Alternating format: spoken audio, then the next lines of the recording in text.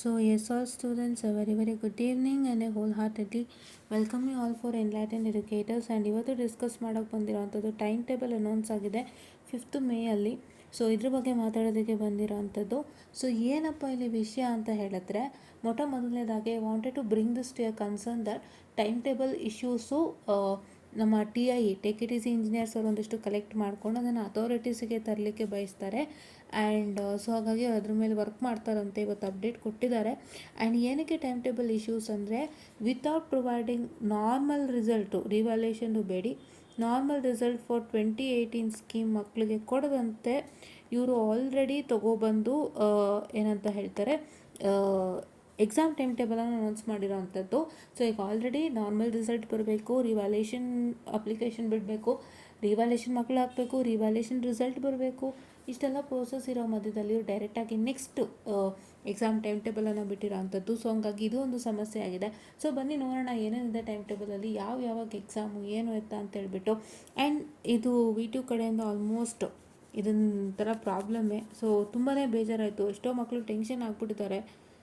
ಅವ್ರು pass fail ಅನ್ನೋ ಪ್ರಶ್ನೆನೇ ಇಲ್ಲಿ ಬೇರೆ ಆದರೂ ಕೂಡ ಅವರು ಏನು ರಿಸಲ್ಟು ಅಂತ ತಿಳ್ಕೊಳ್ದಂತೆ ಅವ್ರಿಗೆ ಡೈರೆಕ್ಟಾಗಿ ನೆಕ್ಸ್ಟಿಗೆ ಎಕ್ಸಾಮ್ಗೆ ಟೈಮ್ ಟೇಬಲ್ ಬಂದಿದೆ ಅಂದರೆ ಅವ್ರು ಹೇಗೆ ಅಪ್ಲೈ ಮಾಡೋಕ್ಕೆ ಸಾಧ್ಯ?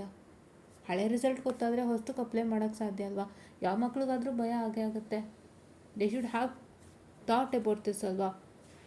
ಸೊ ಬನ್ನಿ ನೋಡೋಣ ಏನೇನಿದೆ ಟೈಮ್ ಟೇಬಲು ಅಂತ ಅಂದ್ಬಿಟ್ಟು. ಸೊ ಈ ಟೈಮ್ ಟೇಬಲ್ ಬಂದು ಯಾರ್ಯಾರಿಗಪ್ಪ ಅಂತ ಹೇಳಿದ್ರೆ, eligible students of UG and PG semester and examination June July 2026.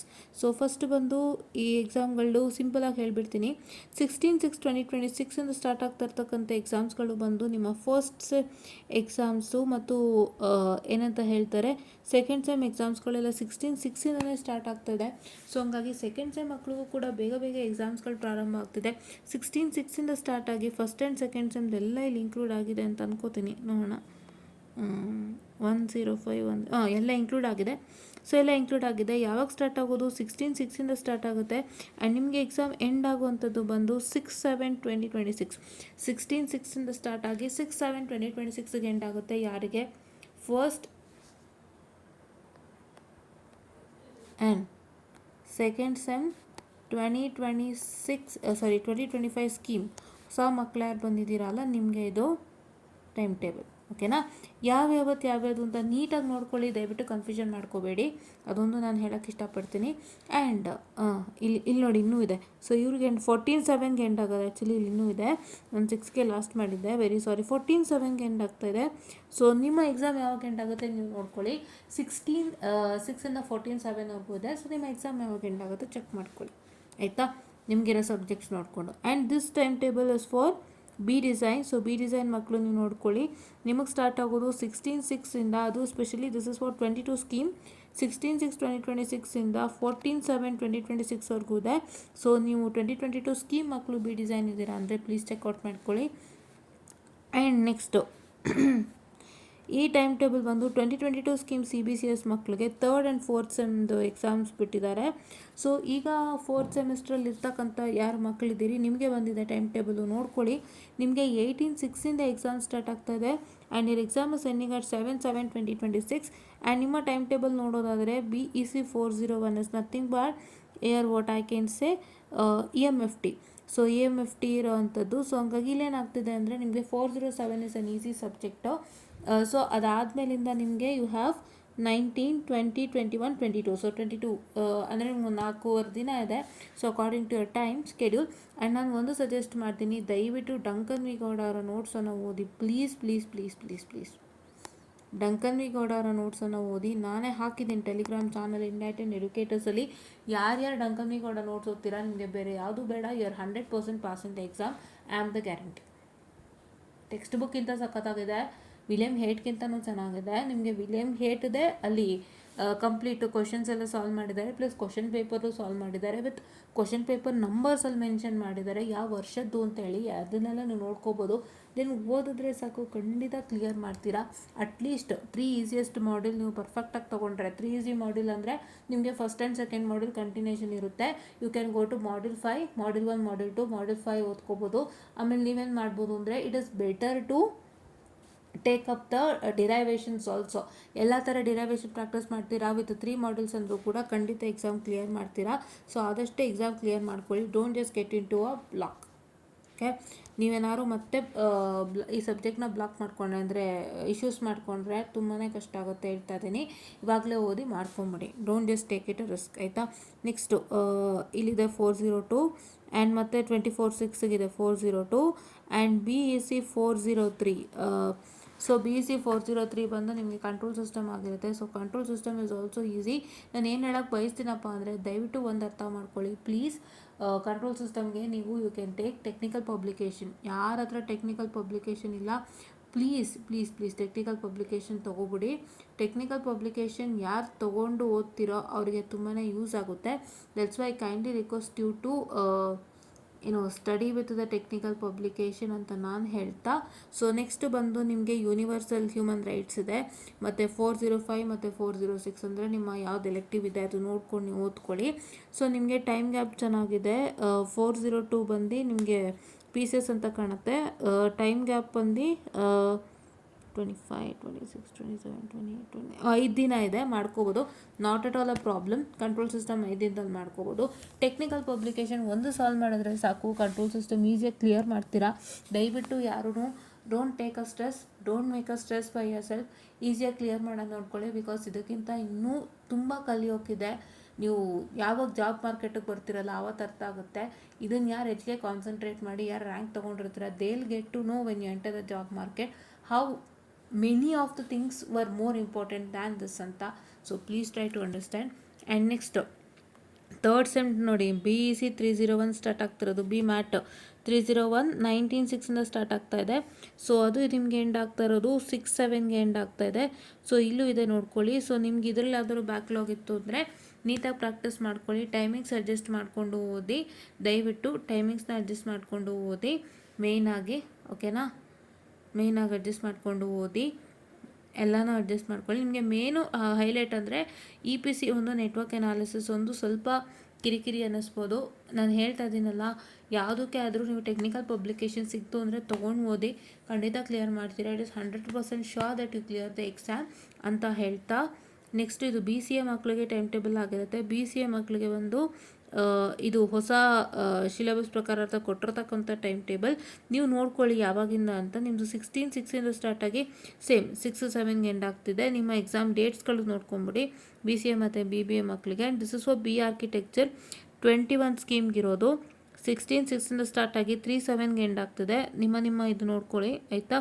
B architecture and B ಪ್ಲಾನಿಂಗಿಗಿದೆ. ಇದು 2021 ಸ್ಕೀಮ್ CBCS BSc ಹಾನ್ಸ್ಗಿರೋವಂಥದ್ದು. Same 16/6 6/7 so first, second, third and fourth ಕೊಟ್ಟಿದ್ದಾರೆ. ನೀವು ನೋಡ್ಕೊಳ್ಳಿ ಯಾವಾಗ ಅಂತ. ಆ್ಯಂಡ್ ಇಲ್ಲಿ ಬರುತ್ತೆ ಮ್ಯಾಟರು 18 ಸ್ಕೀಮ್ ಮಕ್ಕಳಿಗೆ ಟೈಮ್ ಟೇಬಲ್ ಕೊಟ್ಟಿದ್ದಾರೆ.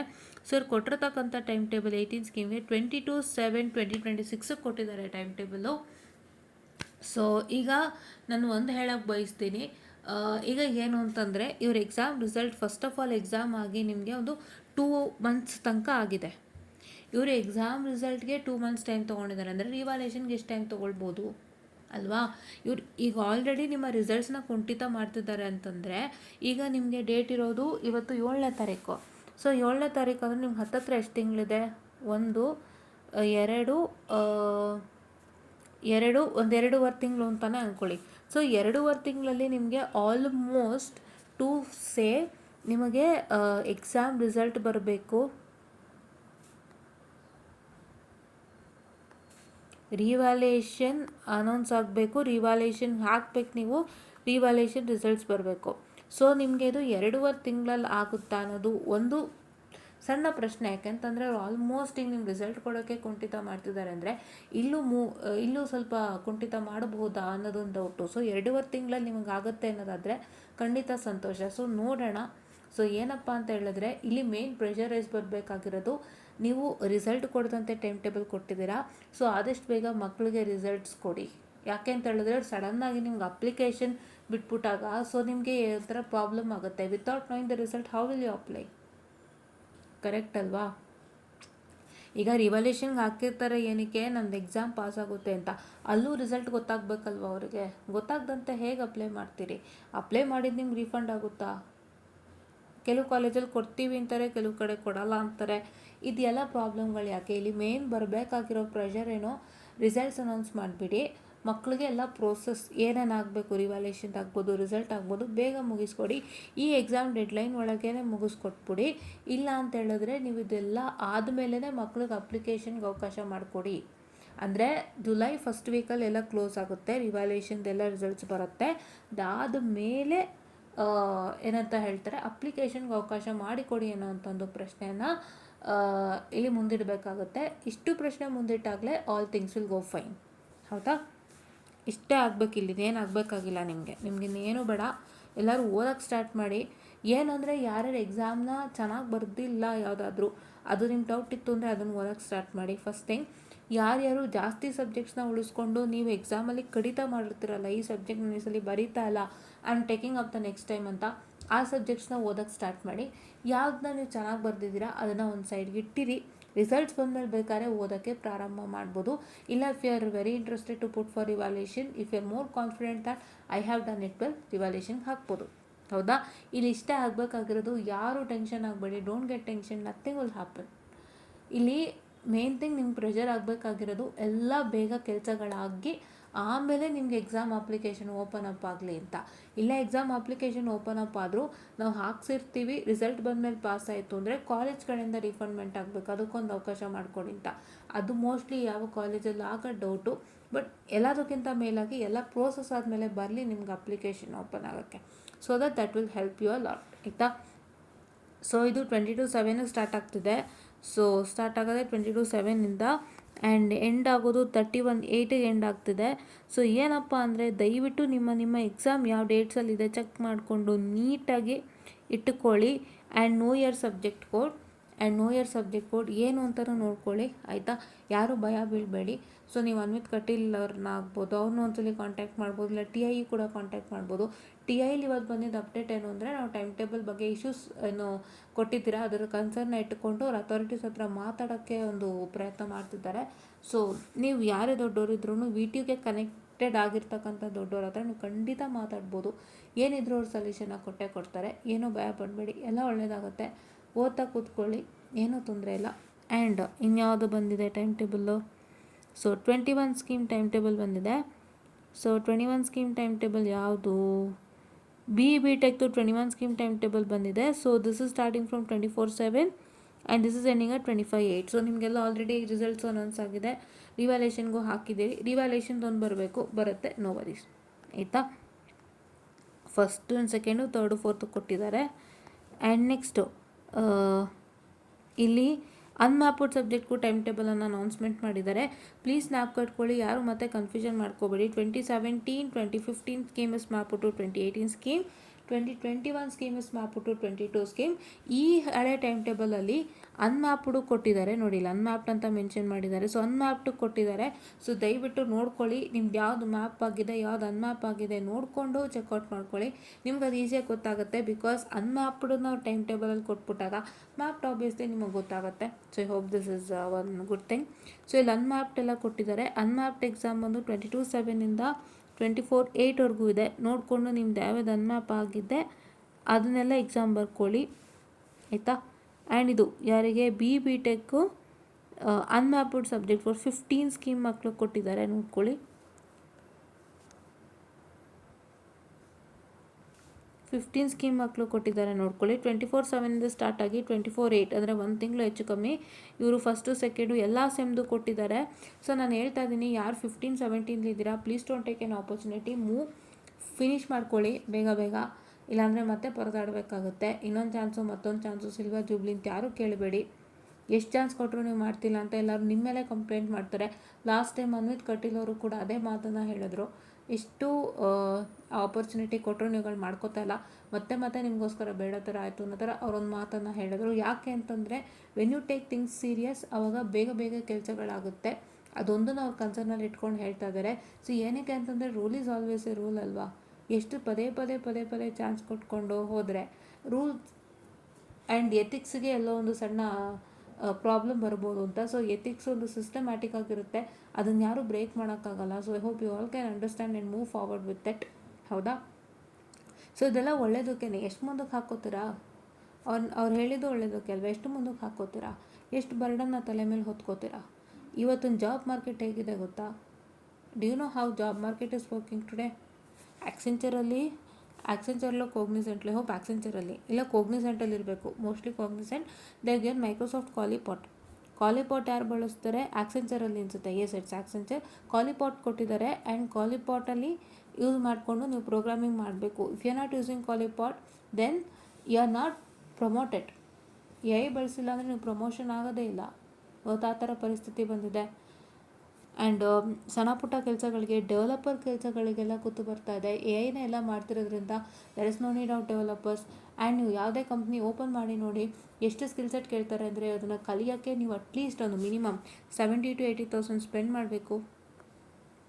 ಏನು ಮ್ಯಾಮ್ ಇಷ್ಟು ರೇಟ್ ಹೇಳ್ತಿದ್ದಾರೆ ಅಂದ್ಕೋಬೇಡಿ. ಯಾರ್ಯಾರು ಎಲ್ಲ ಕಲಿತಾ ಇದ್ದೀರಾ ಬೆಂಗಳೂರಿಗೆ ಹೋಗ್ಬಿಡಿ, ನಿಮಗೆ ನೆಕ್ಸ್ಟ್ ಲೆವೆಲ್ ಇದು ಮಾಡ್ತಾರೆ. ಸೊ ಏನೋ ಹೇಳ್ತಾರಲ್ಲ, ಬ್ಲೇಡ್ ಹಾಕಿ ಕುಯ್ಯೋದು ಅಂತೇನೋ ಹೇಳ್ತಿರ್ತಾರಲ್ಲ ನಿಮ್ಮ ಲ್ಯಾಂಗ್ವೇಜ್ಗಳು, ನಮ್ಗೆ ಬರಲ್ಲ, ಬಟ್ ಅದು ನಾನು ಅವಾಗ ಕೇಳ್ತಿರ್ತೀನಿ. ಆ ಥರ ಬ್ಲೇಡ್ ಹಾಕಿ ಕುಯ್ಯೋದು ಆ ಥರ ಮಾಡಿಬಿಡ್ತಾರೆ. ಅಷ್ಟು ದುಡ್ಡನ್ನ ತೊಗೋತಾರೆ. It's like A amount. ಏನು ಅಂತಂದರೆ ಆ್ಯಕ್ಚುಲಿ ಕೋರ್ಸಲ್ಲಿ ಏನೂ ಇರಲ್ಲ, ಇವರು ಅದಕ್ಕೆ ಉಪ್ಪು ಖಾರ ಸೇರಿಸಿ ಹೇಳಿ ನಿಮ್ಮ ಹತ್ರ ಎಷ್ಟು ಅಮೌಂಟ್ ತೊಗೊತಾರೆ. ಸೊ ಅಷ್ಟೆಲ್ಲ ಸ್ಪೆಂಡ್ ಮಾಡಬೇಕು. ಎಲ್ಲ ಥರ ಇದೆ. Life is not so easy. Job market is not so easy. ತುಂಬ ಸುಲಭ ಇಲ್ಲ. ನೀವು ಎಷ್ಟು ಅಪ್ಲೈ ಮಾಡ್ತೀರಾ ಅಷ್ಟೇ ರಿಜೆಕ್ಷನ್ಸ್ ಆಗುತ್ತೆ. ಬಿಕಾಸ್ ಇವತ್ತು ಫ್ರೆಷರ್ ಅಂತ ಹೇಳಿದ್ರೆ ನೀವು ಏನು ಸ್ಕಿಲ್ ಸೆಟ್ ಕಲ್ತಿದ್ದೀರಾ, if you are more experienced with the skill set, if you have used the software required for the skill set and ಅದರಲ್ಲಿ ಎಷ್ಟು ಪ್ರೋಗ್ರಾಮ್ ಮಾಡಿದ್ದೀರಾ ಅದೇ ನಿಮ್ಮ ಇದು ತೋರಿಸುತ್ತೆ. ನೀವು 2 ಪ್ರಾಜೆಕ್ಟ್ ಎ ಐ ಮೇಲೆ ಮಾಡಿದ್ದೀರಾ ಅಂದರೆ ಸೆಲೆಕ್ಟ್ ಆಗಿಬಿಡ್ತೀರಾ. ಆ ಥರ ಇರೋಂಥ ಕಾಲದಲ್ಲಿ ನೀವು ಬೇಗ ಎಕ್ಸಾಮ್ ಮುಗಿಸ್ಕೊಂಡು ಅದಕ್ಕೆ ಫೋಕಸ್ ಮಾಡಬೇಕಾಗುತ್ತೆ. ಟ್ಯಾಲೆಂಟ್ಗಿಂತ ದೊಡ್ಡ ಇನ್ಯಾವುದೂ ಇಲ್ಲ. ಸೊ ನಿಮ್ಮ ಟ್ಯಾಲೆಂಟ್ ತೋರಿಸ್ಕೋಬೇಕು ಅಂದರೆ ನೀವೇ ಶ್ರಮ ಹಾಕಬೇಕು. ಈ ಥರ ಪರಿಸ್ಥಿತಿ ಇದೆ. ಫೈನ್. ಆ್ಯಂಡ್ ದೆನ್ ನೆಕ್ಸ್ಟು ಇದು ಇನ್ನು ಎಷ್ಟಿದೆ? ಇನ್ನು ಇದು ಬಂದು 3rd to 4th semester B tech. So diploma ಮ್ಯಾಥಮೆಟಿಕ್ಸ್ಗೂ ಟೈಮ್ ಟೇಬಲ್ ಕೊಟ್ಬಿಟ್ಟಿದ್ದಾರೆ. ಏನೋ ಗೊತ್ತಿಲ್ಲ, ಈ ಸಲ ತುಂಬ ದೊಡ್ಡ ಟೈಮ್ ಟೇಬಲು ಎಲ್ಲರಿಗೂ ಸೇರ್ಸೋಕೆ ಕೊಟ್ಟಿದ್ದಾರೆ. ಪದೇ ಕೇಳ್ದೋದಂಗೆ ಅಂದರೆ ಪದೇ ಅವ್ರಿಗೆ ಬಿಟ್ಟಿಲ್ಲ ಇವ್ರಿಗೆ ಬಿಟ್ಟಿಲ್ಲ ವೇಟಿವ್ ಮೆಸೇಜ್ ಮಾಡೋದ್ರೆಲ್ಲ ತಪ್ಪು. ಎಲ್ಲ ಒಂದೇ ಕಡೆ ಇದೆ, ನೋಡ್ಕೋತಾ ಇರ್ಬೋದು. ಸೊ ಇದು 28/8 ಒಂದಿದೆ, 2026 ಇನ್ನೊಂದು 31/8 ಇದೆ. ಸೊ ಇದು ಮ್ಯಾಥ್ ಡಿಪ್ 31 and 41, 301 and 401 ಅಂತ ಹೇಳಿದ್ರೆ diploma mathematics 3rd semester 4th semester ಅಂತ. ಆಯಿತಾ? ನೆಕ್ಸ್ಟ್ ಯಾರ ಟೈಮ್ ಟೇಬಲ್ ಇದು MTech MCA architecture MTech time table ಬಂದಿದೆ. 3rd ಸೆಮಿಸ್ಟರ್ ಟೈಮ್ ಟೇಬಲು 26/5 ಇಂದ 2/6ವರೆಗೂ ಇದೆ. ಮತ್ತು MCA ಮಕ್ಕಳು ಕೊಟ್ಟಿದ್ದಾರೆ, ಆರ್ಕಿಟೆಕ್ಚರ್ ಕೊಟ್ಟಿದ್ದಾರೆ. ಒಂದೇ ಸಬ್ಜೆಕ್ಟ್ ಇದೆ ಅಂತೆ, ಆರ್ಕಿಟೆಕ್ಚರ್ 3rd ಸೆಮ್ CPM 26/5 ಇರೋದು. ಇದು ಪ್ಲಾನ್ ಟೈಮ್ ಟೇಬಲ್ ಕೊಟ್ಟಿದ್ದಾರೆ. ಪ್ಲಾನ್ URPಗೆ ಟೈಮ್ ಟೇಬಲನ್ನು ಕೊಟ್ಟಿದ್ದಾರೆ ಆ್ಯಂಡ್ MSc ಟೈಮ್ ಟೇಬಲನ್ನು ಕೊಟ್ಟಿದ್ದಾರೆ. And don't expect 4th sem time table, because 4th sem time table ಬಂದು ನಿಮ್ಮ ಪ್ರಾಜೆಕ್ಟ್ ಟೈಮ್, ಗೊತ್ತಲ್ವಾ? ಎಸ್, MTech ಮಕ್ಕಳಿಗೆ ಎಸ್ಪೆಷಲಿ MTech. ಆಯಿತಾ? ಮತ್ತು ಇಲ್ಲಿ MTechಗೆ ಫಸ್ಟ್ ಆ್ಯಂಡ್ ಸೆಕೆಂಡ್ ಸೆಮ್ 2022 2025 ಸ್ಕೀಮ್ದೇನೋ ಇಲ್ಲಿ ಮೆನ್ಷನ್ ಮಾಡ್ದಂಗಿಲ್ಲ. ಸೊ ಅದು ಏನು ಅಂತಂದರೆ ನಿಮಗೆ ನೆಕ್ಸ್ಟ್ ಬರುತ್ತೆ, ದಯವಿಟ್ಟು ವೆಯ್ಟ್ ಮಾಡಿ. ಯಾಕಪ್ಪ ಅಂತ ಹೇಳಿದ್ರೆ ಇವಾಗ ತಾನೇ ಕ್ಲಾಸಸ್ ಸ್ಟಾರ್ಟ್ ಆಗಿರೋದ್ರಿಂದ ನಿಮಗೆ ಈ ಎಕ್ಸಾಮ್ಸು ನಿಮಗೆ ಇವಾಗ ಕ್ಲಾಸಸ್ ಸ್ಟಾರ್ಟ್ ಆಗಿರೋದ್ರಿಂದ ಸೊ ಏಪ್ರಿಲಲ್ಲಿ ಸ್ಟಾರ್ಟ್ ಆಗಿರೋದನ್ನ ಏಪ್ರಿಲ್ ಟು ಮೇ ಆಗಸ್ಟ್ ಸೆಪ್ಟೆಂಬರಲ್ಲಿ ಎಕ್ಸಾಮ್ ಬೀಳೋಂಥ ಚಾನ್ಸಸ್ ಇದೆ ಫಸ್ಟ್ ಆ್ಯಂಡ್ ಸೆಕೆಂಡ್ ಸೆಮ್ದು. ಸೊ ದಯವಿಟ್ಟು ವೆಯ್ಟ್ ಮಾಡಿ. ಆಯಿತಾ? MTech ಮಕ್ಕಳಿಗೆ ಪ್ರಸ್ತುತ ಸ್ಕೀಮಲ್ಲಿ ಓದ್ತಿದ್ದೀರಿ ಅಲ್ಲ, 25 ಸ್ಕೀಮ್ನವರು ಫಸ್ಟ್ ಆ್ಯಂಡ್ ಸೆಕೆಂಡ್ ಸೆಮ್, ನಿಮಗೆ ಆಗಸ್ಟ್ ಸೆಪ್ಟೆಂಬರಲ್ಲಿ ಎಕ್ಸಾಮ್ ಬೀಳೋಂಥ ಚಾನ್ಸಸ್ಸು. ಸೊ ಇವಾಗ ತಾನೇ ಕ್ಲಾಸ್ ಸ್ಟಾರ್ಟ್ ಆಗಿದೆ. ಸೊ ಅಲ್ಲಿವರೆಗೆ ವೆಯ್ಟ್ ಮಾಡಿ.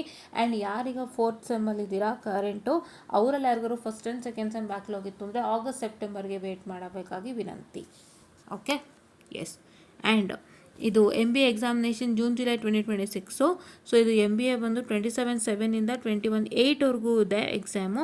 ಸೊ ಇದೆಲ್ಲ ನಿಮಗೆ 1st, 2nd, 3rd, 4th sem ಕೊಟ್ಟಿದ್ದಾರೆ. 24 ಸ್ಕೀಮ್ಗೂ ಕೊಟ್ಟಿದ್ದಾರೆ, 22 ಸ್ಕೀಮ್ಗೂ ಕೊಟ್ಟಿದ್ದಾರೆ. ನೀವು ನೋಡಿಕೊಂಡು ಓದ್ಕೊಳ್ಳಿ. ಆ್ಯಂಡ್ ಇಲ್ಲಿ only eligible students of MBA examination ಇದು MLS ಇದೆ, MBA DM ಇದೆ, UBA ಇದೆ, 2020 ಸ್ಕೀಮ್ CBCS ಇದೆ. ಇದು ಬಂದು 22/7 ಸ್ಟಾರ್ಟ್ ಆಗಿ 14/8 ಇದೆ. ಸೊ ಮತ್ತು next time table MTech first and second semester MTech MCA CBCS 2024 scheme. So ಇಲ್ಲಿ ಆಲ್ರೆಡಿ ಕೊಟ್ಟಿದ್ದಾರೆ, ಯಾವಾಗಿಂದ ಅಂತ ನೋಡೋಣ ಬನ್ನಿ. ಸೊ ನಿಮ್ಮ ಎಕ್ಸಾಮ್ ಸ್ಟಾರ್ಟ್ ಆಗೋದು 22/7 ಎಕ್ಸಾಮ್ ಸ್ಟಾರ್ಟ್ ಆಗ್ತಾ ಇದೆ. ಸೊ ಈಗ ತಾನೇ ಕ್ಲಾಸಸ್ ಸ್ಟಾರ್ಟ್ ಮಾಡಿದ್ದು. ನಾನು ಹೇಳಿದೆ ನಿಮಗೆ ಜುಲೈ ಆಗಸ್ಟಲ್ಲಿ ಬರುತ್ತೆ ಅಂತ. ಸೊ ಈಗ ಆಲ್ರೆಡಿ ಎಕ್ಸಾಮ್ ಟೈಮ್ ಟೇಬಲ್ ಬಿಟ್ಬಿಟ್ಟಿದ್ದಾರೆ. ಸೊ ಬೇಗ ಬೇಗ ಸ್ಟಾರ್ಟ್ ಮಾಡಬೇಕು.